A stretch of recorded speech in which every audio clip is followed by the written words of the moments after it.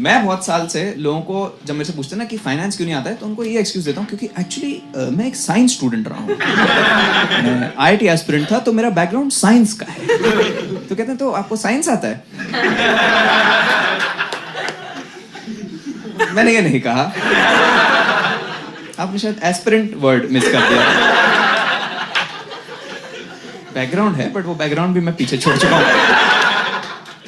भाई कैसे करूँ मैं? बहुत बहुत टफ है आईआईटी। मतलब हमेशा से टफ रहा है। जब मैं प्रिपेयर कर रहा था तब भी टफ था, और हमेशा से कहते कि भाई 5 करोड़ बच्चे अप्लाई करते हैं, लेकिन सिर्फ 5 ही सीट है और 4 टेबल है और ज्योमेट्री बॉक्स उससे भी कम है, तो बहुत कम रिसोर्सेज है हमारे पास। और जिस टाइम पे मैंने प्रिपेयर करा था ना, 2010 वाले बैच में मैंने वो करा था, तो नहीं हुआ था मेरा ऑब्वियसली। और मैं सबको ये बताता था कि क्या हुआ, क्यों नहीं हुआ, ऐसे पूछते हैं लोग कि क्या रीजन रहेगा। ये रीजन था भाई क्या। लेकिन मैं उनको बोलता था कि उस टाइम पे एक्चुअली हमारे टाइम पे स्वाइन फ्लू फैल गया था, तो उसने मेरा रिदम ब्रेक कर दिया पढ़ाई का, और एक और बीमारी फैल गई। 3 इडियट्स भी आ गई थी उस टाइम पे, तो सबने पढ़ना बंद करके कैमरा लेके निकल गए थे बेंच पे, सब थी। बट एक्चुअल रीजन बताता हूँ मैं आपको क्या था उस टाइम पे। जो जब स्टार्ट ही हुई थी ना उसकी पढ़ाई, तभी मेरे को समझ में आ गया था कि ये मेरे से नहीं होने वाला है। क्योंकि जो फर्स्ट सब्जेक्ट आपको उसमें पढ़ाते हैं वो कैलकुलस पढ़ाते हैं। कैलकुलस से आपको एक आइडिया लग जाता है कि आपकी आगे की लाइफ क्या होने वाली है ना? क्योंकि जब तक कैलकुलस नहीं पढ़ाते थे, उससे पहले तक मैं एक बहुत ही अकेडमिकली ओरिएंटेड, पढ़ाई मेरी प्रायोरिटी टाइप का बच्चा हुआ करता था। जैसे ही कैलकुलस आया था, मैं एक पीपल्स पर्सन में कन्वर्ट हो गया था।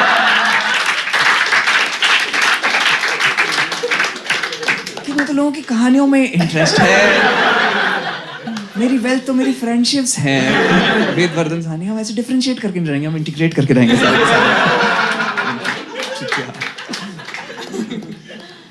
बहुत टफ था। और प्लस ना 11th was also a major transition for me, क्योंकि उससे पहले तक मैं आगरा में एक बहुत ही स्टूडियस सा बच्चा होता था। तो 10th तक मेरा अच्छे मार्क्स आए थे, तो मेरे पेरेंट्स ने कहा था कि आई थिंक तुम्हें बाहर जाना चाहिए आईआईटी के लिए प्रिपेयर करने के लिए। कोटा जाओगे? मैं कहा कोटा वोटा नहीं जाना है, सुसाइड करते रहते हैं बच्चे। आई थिंक वाइब बहुत ही डेड होगा उस सिटी का। तो हमने कहा अच्छा वहीं जाओगे तो कहाँ? दिल्ली जाओगे? डीपीएस आर के पुरम। मैं कहा बिल्कुल जाएंगे भाई, बिल्कुल। कह रहे नाम सुना? मैं वीडियो भी देखा है।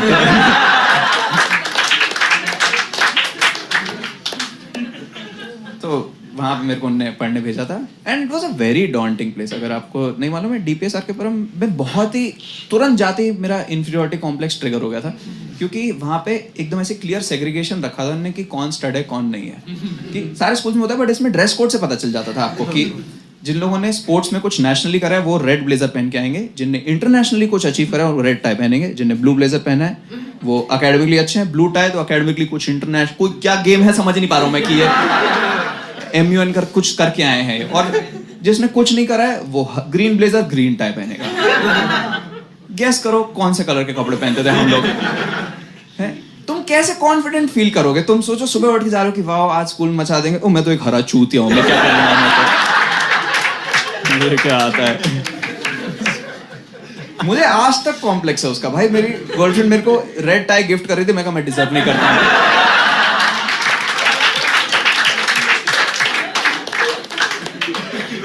सानिया मिर्जा को दे दो। मेरे को नहीं।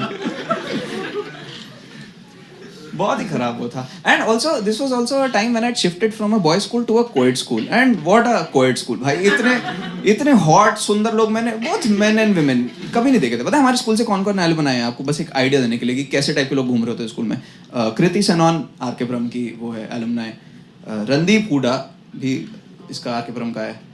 और उसको जानते हो आप, सिंगर मीका सिंह? वो नहीं है। उसका आपने वाला गाना सुना, टेल मी समथिंग मेरी जान? तो उसमें जो एक लड़की देयर नो समथिंग मेरी जान कर रही थी, वो भी आके फ्रॉम की है। I am sure there are more notable alumnis, but मुझे तो हॉट वाली पता है भाई साहब। कोई उस दिन मेरे को बता रहा था कि तुझे पता है तेरे स्कूल से रघुराम राजन भी है। मैं कहा भाई क्या? पहले बता देता। बहन जो मैं पार्टी में जाके लोगों को बोल रहा हूँ तूने मीका खाने को लड़की देखी जो ऐसे करती रहती है?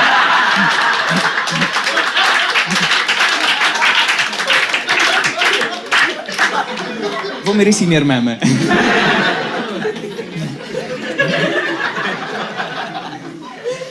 बट ये सब हम बस ऐसे ही ताड़ते ही थे, कुछ बात नहीं कर पाते थे क्योंकि सब ऐसे टियर 2 से ही हॉस्टलर्स आए हुए थे, ऐसे ऑकवर्ड से, उनको समझ ही नहीं आता था क्या कैसे बात कर। और मतलब मैं भी ऑकवर्ड था, but I was still okay, मतलब I was at least aware of the concept of women की।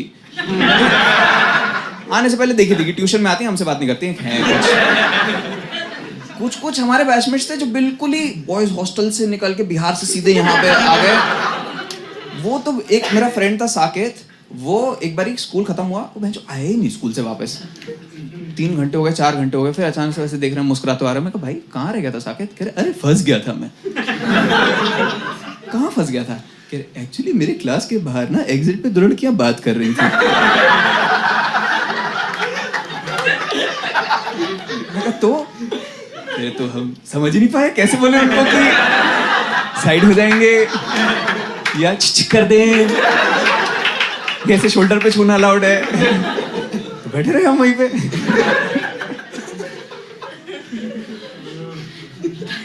बहुत ही वो लगता रहता था कि ना तो हमसे पढ़ाई हो पा रही है, ना हम किसी को डेट कर पा रहे हैं यहाँ पे, तो फिर पॉइंट ही क्या है यहाँ पे एग्जिस्ट करने का।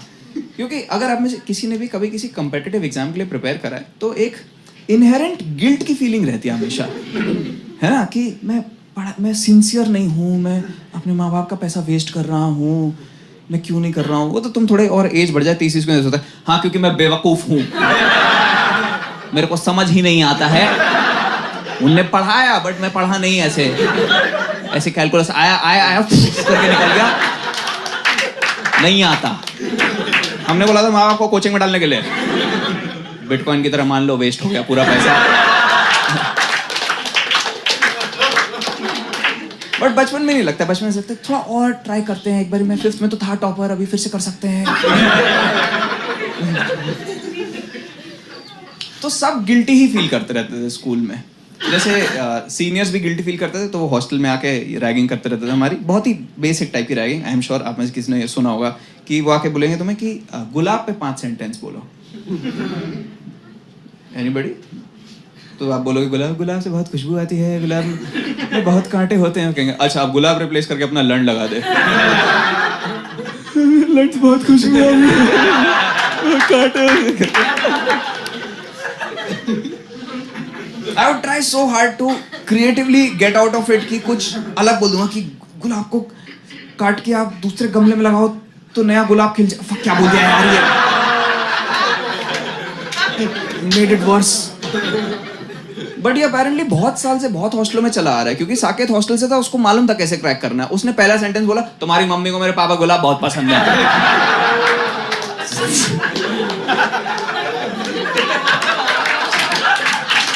आप मत रिप्लेस करो, कोई बात नहीं, आप साकेत जाओ वापस। तो वो लोग भी ऐसे गिल्ट काउंटर करते थे, मैं भी बहुत गिल्टी। तो उस समय बस ऐसा लगता था कि अगर तुम सामने वाले का ना टाइम बर्बाद कर दो तो ये हो जाएगा कि किसी का भी नहीं हुआ यहाँ से आईआईटी, बोल देंगे ओवरऑल कोचिंग ही खराब थी। रिलेटिव ग्रेडिंग में सबको ही अगर नीचे ले आए तो वही बस गिल्ट कम करने की कोशिश करता रहता। तो इसके चक्कर में बहुत प्रैंक्स करने लग गया था। चूते टाइप के प्रैंक करता था कि गार्ड की छाती पे जाके एप्पल मारा है, बट बहुत मेटिकुलसली करता था कि एकदम फुल ब्लैक कपड़े पहन के गया, ब्लैक मंकी कैप, यहाँ पॉलिश लगा लिया। कि मैं पढ़ा था कि ब्लैक से आपकी बॉडी शेप डिस्टॉर्ट हो जाती है, इसलिए सब क्रिमिनल्स यूज करते हैं। तो मैं बढ़िया उसकी बहन छाती पे एप्पल मार के और फिर बढ़िया भाग गया और फिर अगले दिन ऐसे चौड़ में घूम रहा हूँ कि वाओ क्या चोर हूँ मैं, बहरूपिया, धूम धूम कम लाइट माय फायर, वाओ क्या चकमा दिया मैंने। गार्ड वार्डन को बुला के लाया, कहता है सर वो छोटा वाला।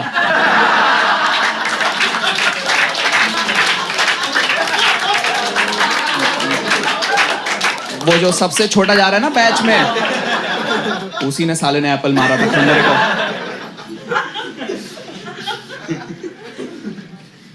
How was Amir Khan not caught in Dhoom 3 in the first 10 minutes? Picture 15 minute की कैसे नहीं थी, कैसे नहीं पकड़ा गया कि किसने करी चोरी? इतना सा सर कोई, और हिंदी में लिख के गया है, अरे वो सर्कस में 2 भाई हैं, बहन उनको पकड़ के लाओ। वो बोलते हैं एक भाई है, एक्चुअली 2 भाई हैं। तो मैंने कहा फक यार, ये ऐसे प्रैंक इन पर्सन तो नहीं कर सकते, फोन पे शिफ्ट कर देते हैं। And it was also easier to do pranks on phone, क्योंकि ट्रू कॉलर नहीं था, तो तुम कोई भी आइडेंटिटी अज्यूम करके लंबा प्रैंक खींच सकते थे वहाँ पे। तो मैं बहुत फोन करता। हमारे हॉस्टल में 2 टाइप के बच्चे होते थे, एक जो IIT वगैरह के लिए प्रिपेयर कर रहे थे, और एक कहते थे कि हम ये चूतिया से ऊपर उठ चुके हैं, मैं सैट के लिए प्रिपेयर करके प्रिंसटन जाऊंगा। अरे कहाँ जाएगा बेंचर, रोक तू साले। तो मैं उन सबको ही फोन करके कुछ ना कुछ करता रहता था कि हेलो ऋषभ बोल रहे हैं जी, मैं प्रिंसटन से बोल रहा हूँ, दिल्ली ब्रांच। इतनी जल्दी? ये अर्ली बर्ड एडमिशंस खुले अभी, तो आपका इंटरव्यू ले रहे हैं अभी हम लोग। क्या पूछेंगे सर, कैलकुलस वगैरह? कैलकुलस तो नहीं पूछ पाएंगे बेटा।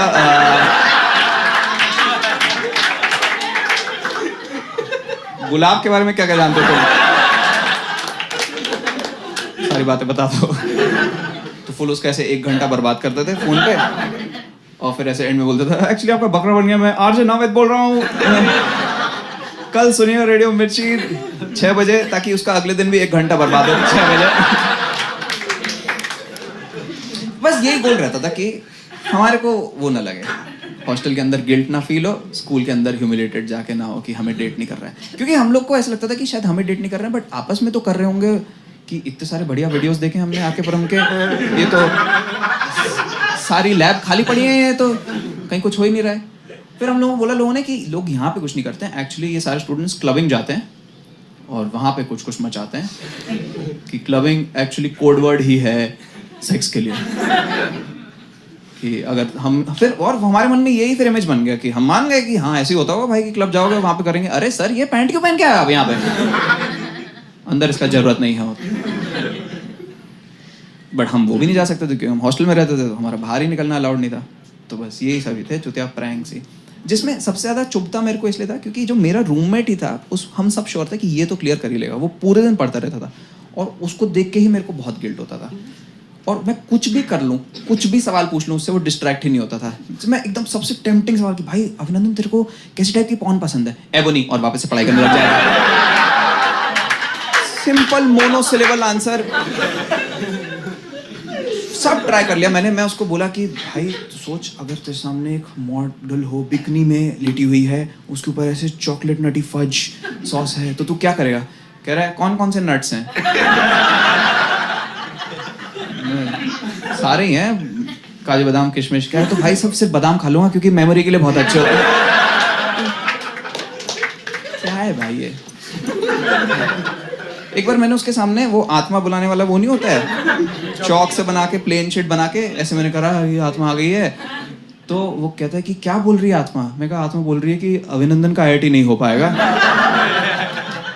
कहता है फक यार, अगर डेस्टिनी में नहीं लिखा है तो डेस्टिनी तोड़ने के लिए मुझे एक्स्ट्रा एफर्ट डालना पड़ेगा, और वापस से और पढ़ाई करने लग गया। तो कैसे डिस्ट्रैक्ट करूं मैं?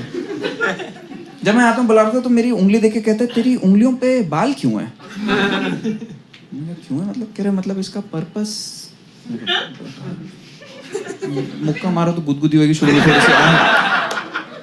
आई हैव नो आइडिया क्या पर्पस है। तो एक बारी अब मैं ऐसी फुल स्लीव्स कपड़े पहन के बैठा हुआ था, कुछ बीमार था, तो मेरे को एकदम से आके ऐसे शौक में आके देख के कहता है तू क्या क्लबिंग जा रहा है? मैं कहा हाँ। कह रहा है मैं भी चलूं? मैं कहा हाँ चल। कह रहा रुक जाओ एक बारी घर पे पूछ लेता हूँ। तो उसने स्पीकर पे घर पे मिलाया, लेकिन उसने बहुत कॉन्फिडेंटली मिलाया कि वो बंगाली में बात करेगा, उसके पापा बंगाली में बात करेंगे, तो ये full chat end to end encrypted है, मैं समझ नहीं पाऊंगा। तो उसके पापा ने फोन उठाया, हैं? कह रहे हैं पापा आमी चिरागे एक तो भाई बोयरी भाई जाओ कुछ कुछ बोला उसने, ठीक है, बेरोई जाए। तो उसके पापा कहते हैं चिरागे डाफर?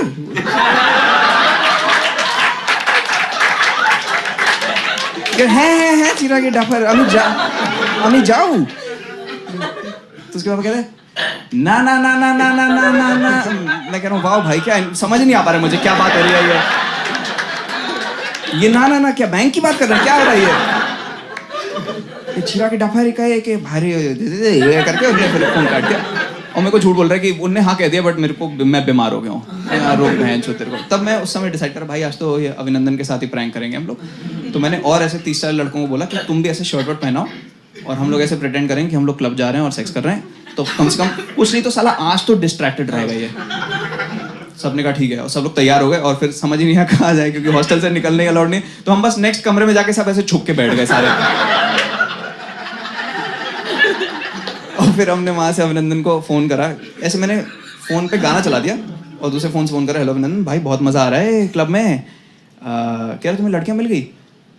मैं कहा नहीं अभी नहीं मिली हैं। कह रहा फिर क्या फायदा है इतना, भैंचो लड़के यहीं मस्ती कर लेते, इससे अच्छा पढ़ाई कर लेते। और फोन काट के वापस पढ़ने लग गया वो। तो मैं तुरंत 3 मिनट बाद उसको फोन करा, मैंने कहा अभिनंदन एक्चुअली हम गलत सेक्शन में घुस गए थे, अभी पैंटलेस वाले सेक्शन में आए हैं, सबको लड़के मिल गई, साकेत सेक्स कर रहा है। कह रहा साकेत सेक्स कर रहा है? मैं कहा हाँ ये क्लब में इंट्रोवर्टेड एक्सट्रोवर्टेड कोई कॉन्सेप्ट नहीं होता है, सबको कंपलसरी होता है वो। तो साकेत सेक्स कर रहे, चल चल भाई मैं भी जा रहा हूँ सेक्स करने।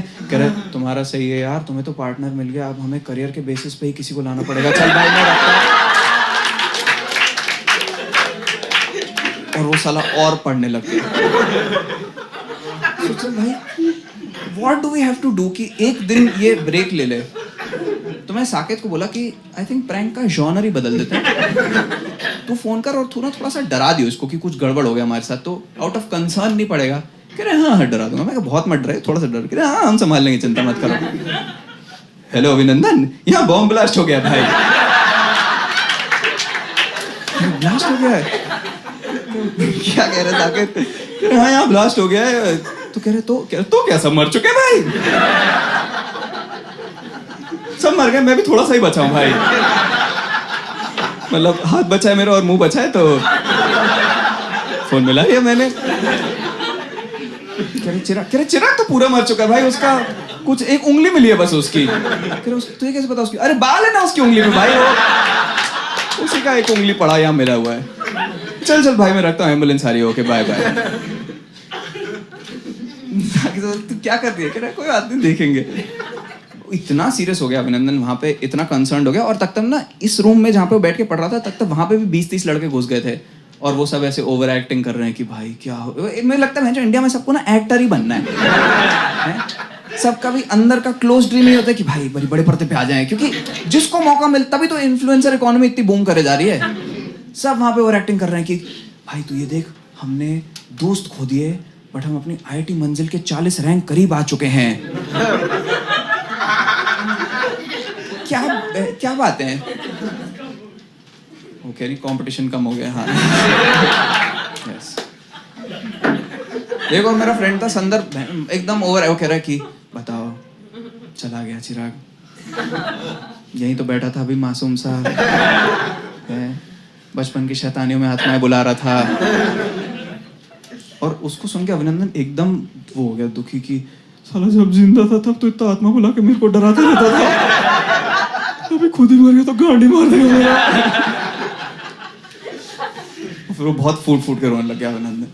और हमें पता चला, और हमें भी ना तो थोड़ा खराब लगने लग गया कि I think we have taken this prank too far, and also we were confused कि प्रैंक हो किस पे रहा है।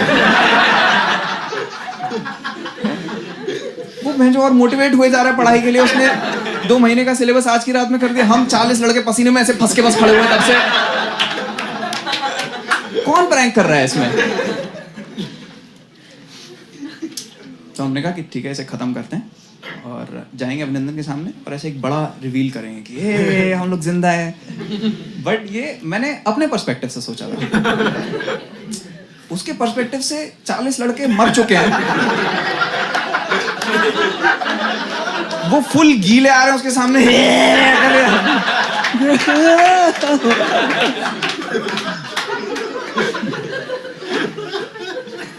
ये हुआ था 2009 में, और अभिनंदन ने आज तक मेरे से ढंग से बात नहीं करी है। भाई वो कुछ हेल्प नहीं करता था, मैं उसके पास बाद में कुछ जाता था कि थोड़ा सा ये ऑर्गेनिक समझा देगा। कह रहा है तेरे को क्या लेने देना है?